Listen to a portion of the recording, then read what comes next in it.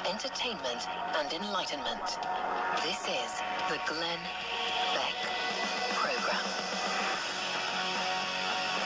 I want to tell you the story about Joshua McGill. McGill was at the Pulse, the nightclub in Orlando, and he and his roommates were getting their last drinks at the bar when they heard three loud bangs. They didn't see any shooter. At first, they thought it might have something to do with the sound system of the club, but they went outside of the club, and they didn't realize exactly what was happening at this time. They thought maybe somebody was playing a joke, maybe it was a system, maybe it was a firework that had been set off. And then they heard more gunshots and saw a few staff members running. And that's when they knew it was serious. And he ran into the parking lot. His friends jumped the fence. He didn't know if the gunman was outside, so he hid under an SUV in the parking lot for protection, hoping to wait things out. When the gunshots started to get further away, he planned to run to this protected area and seek the help of police, but it was at that moment that he heard mumbling. He said while he was under the vehicle, he heard a man panting and mumbling, and the man was covered in blood. The man's name is Rodney, that's all we know. He said, "I think I got shot." He saw that he had 2 gunshot wounds in each arm. So he took off his shirt and he tied it around the wounds, telling him, "Rodney, everything's going to be okay." That's when he realized that he had also been shot in the back. And so he applied pressure to the wound on his back.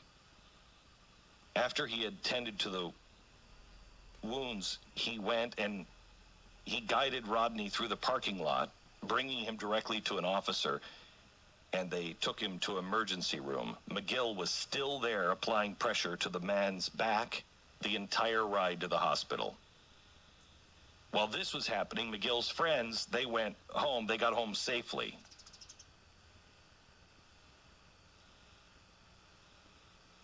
After it was all over, and Rodney was being sewn up, he wrote in his Facebook, Joshua did. He said, "I hid under a car, one of the victims that was shot. I tied my shirt over his wounds." At one point, he said he discussed the idea of trying to promise this complete stranger that he'd be okay, while not really even being sure if Rodney would pull through. He had left the hospital before he knew whether or not Rodney was going to be okay. Well, Rodney's friends reached out to Josh to let him know he's now in stable condition. Is he a hero or is he just an American? Is this the way we behave? I want to make it really clear to those who are our enemies. We're not gay or straight. We're not black, white, brown. We're not Christian. We're not atheists. We're human. We're Americans. But we're human. And hatred and bigotry and murder is a human disease. Who has this disease? Well, the wealthiest 1% have it. But so do the poorest 1%. And everyone in between. In an all-white neighborhood and an all-black neighborhood or all-immigrant neighborhood, east, west, farm, city, north, south, left, or right, we all have the potential of being afflicted by that disease. I hope what America felt this weekend was that we are under attack, that the war is being brought to us, and that we will fight for human rights, because I don't have any more rights than you do. There's no such thing as Christian rights, or atheist rights, or straight rights, or gay rights. They're human rights. We all have human rights. I don't have more than you do. You don't have more than I do. You can have, I will defend The fact that you must have all of mine and I must have all of yours. Why do we narrow rights down when we all have them? Equal human rights should be our rallying cry. And the only race that I will condemn, the only race that I will defend, is the human race. Because your color, your skin, and the color of my skin, it doesn't matter. What church you go to or what church you don't go to doesn't matter to me. I think Penn Jillette is a more honorable man than some people who I've met who have claimed to be people of faith. And I will argue to my last breath that my daughter and my wife don't have to share a bathroom with a man who feels today like a woman. But I also will defend his right to live his or her life as he chooses.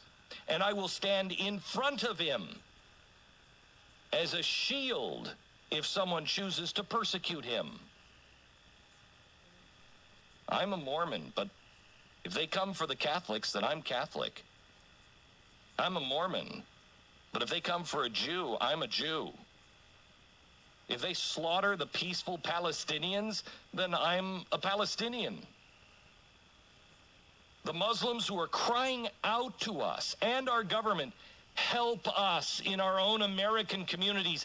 Help us against these people who are threatening our lives and trying to drag us back into the dark ages with Sharia law. Those people are being silenced by those who wish to control both Muslim and American, both left and right. I hope yesterday we all thought I will not condemn all Muslims, just like I wouldn't condemn all Germans in World War II, nor as we did condemn all Japanese Americans and put them into concentration camps. That seems to be a mistake. However, I will speak the truth.